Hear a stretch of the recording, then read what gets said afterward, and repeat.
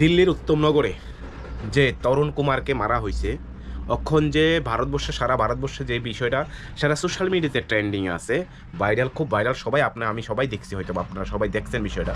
এই বিষয়টা একটা সম্পূর্ণ, এই বিষয়টার উপর একটা ভিডিও আইছে, যার যে ভিকটিম পরিবারে, মানে যে যার একুইস্ট, মানে যার এগেনস্টে এলিগেশন লাগানো হয়েছে, তার পরিবারের একজন সদস্য তার বোনে কি কইতাছে, এই ভিডিওটা একটু দেখেন।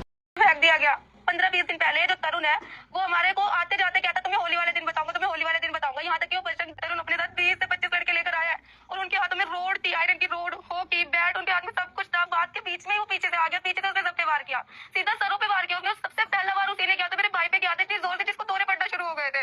उसी का भाई था, तरुण का भाई था अरुण, उसी ने उसके सर पे मारा था इतनी जोर से। और वो सारे नशे में धुत थे, वो सभी के सभी नशे में थे।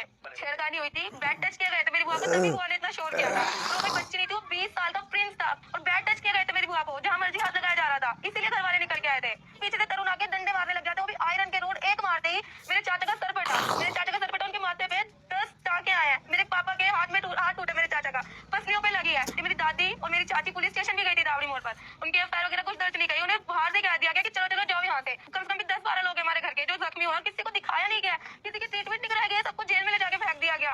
15-20 दिन पहले जो तरुण है वो हमारे को आते जाते कहता तुम्हें होली वाले दिन बताऊंगा, तुम्हें होली वाले दिन बताऊंगा। यहाँ तक कि वो बजरंग दल का मेंबर है और जब आते जाते तो गली के वाले कुत्तों को हमारे पीछे लगाता था। और ये हिंदू मुसलमान का मुद्दा बनाया जा रहा है, हिंदू मुसलमान का मुद्दा तो है भी नहीं, आपस पड़ोसियों की लड़ाई थी। हमारे घर की 3 औरतों को उन्होंने अपने पास कर लिया, अपने पास जेल में रख रखा है। औरतों को ले जाने का क्या मतलब है? और अभी तक भी हमें पता नहीं है वो जिंदा है कि वो मर गया, उसकी कैसी हालत है।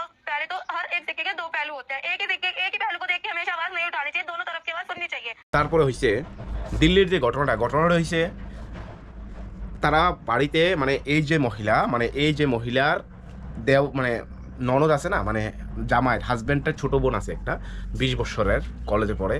হেরে বিগত মাস 1-1.5 বছর ধরে সে উত্ত্যক্ত করতেছে। এই যে তরুণ কুমার যে ছেলেটার মারা হয়েছে, ওই ছেলেটা বারবার হেরে জবরদস্তি ব্যাট টাচ করা হয়, বুঝেন তো, বিভিন্ন ব্যাট টাচ করা হয়, এই করা হয়, সেইভাবে বিভিন্ন উত্ত্যক্ত করতেছে ক্রমাগত বিগত 1-1.5 বছর ধরে। তাদের মধ্যে এটা নিয়ে সে একটু বেদাল, এরা সবসময় উত্তক্ত করতেছে, তারা সবসময় বেদাল করতেছে।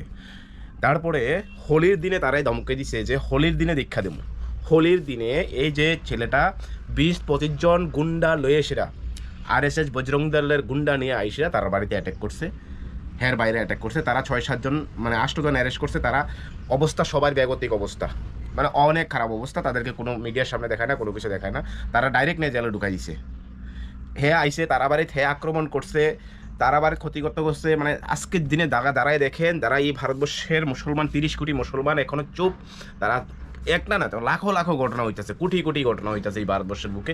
আমরা সবাই চুপ, আমরা সবাই হাতে চুরি পরে সে, কাপড় পরে সে, সবাই ঘরে আসি। একটা ফেসবুকের মাধ্যমে, সোশ্যাল মিডিয়ার মাধ্যমে একটা প্রতিবাদ করতে পারি না আমরা, এতটুকু আমরা মনে ভিতরে কনফিডেন্স না। ফেসবুকে একটা প্রতিবাদ করতে পারি না, ফেসবুকে একটা প্রটেস্ট করতে পারি না, একটা হ্যাশট্যাগ দিতাম পারি না, এতটুকুই ভীত আমরা। 30 কোটি মুসলমান অথচ এই ভারতবর্ষের ভিত্তি। আমি কখনো কই না যে এটা মুসলমানের অ্যাঙ্গেলতে দেখেন। একটা জিনিস মনে করেন, দুইটা পক্ষে বা দুইটা পরিবারের, আপনার বোন রাস্তায় বাড়িছে, আপনার বোনের সাথে এইভাবে বেদবি করতেছে, কন্টিনিউয়াসলি করতেছে, এটা তো নিশ্চয়ই আপনার তো কোনো দিন সহ্য করতেন না। যখন করতেন না তখন প্রতিবাদ করতে গেছে, তখন কিছু হোলির দিন দেখাইবো। হোলির দিনটা 10-20-25 জন পোলাফাইন নিয়ে এসে বজরং দল এসে তারা বাড়িতে আক্রমণ করছে। আর যখন আমার বাড়িতে আক্রমণ করবো, আমি কি সাইরা কথা কমু? যখন আমি প্রতিবাদ করবো তখন হয়ে যাবো হিন্দু মুসলমান ট্যাগ।